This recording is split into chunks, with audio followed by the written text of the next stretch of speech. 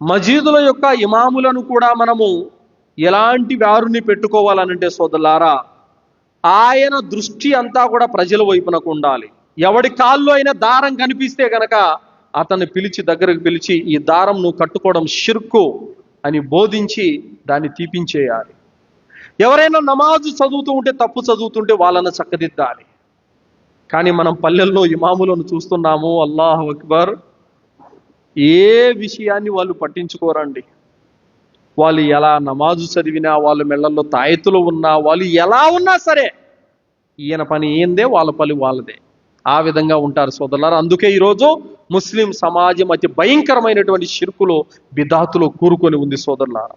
కానీ అల్హమ్దులిల్లా, మీ మజీద్కి ఒక చక్కటి మొహమ్మదీ ఇమాం ఉన్నారు. అల్హమ్దులిల్లా, ఎంత గొప్ప విషయం, అల్లా దయ వల్ల ఎంత జ్ఞానం మీరు నేర్చుకోవచ్చు, ఎంత లాభాన్ని మీరు పొందొచ్చు. అల్హమ్దులిల్లా.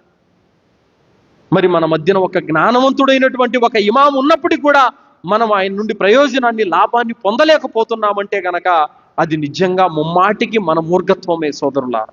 అంటే అక్కడ వెలుగు ఉన్నప్పటికీ కూడా మనం ఆ వెలుగులోకి రాకుండా చీకటిలో తచ్చాడుతూ ఉన్నామనంటే మన అవివేకం, మన అజ్ఞానం అది సోదరులారా. పండితుడనేవాడు జ్ఞాన జ్యోతిని వెలిగించేవాడు. అలాంటి వ్యక్తి దగ్గరికి వెళ్ళి మన విద్య నేర్చుకోవాలి, మనల్ని మనం చక్కదిద్దుకోవాలి సోదరులారా.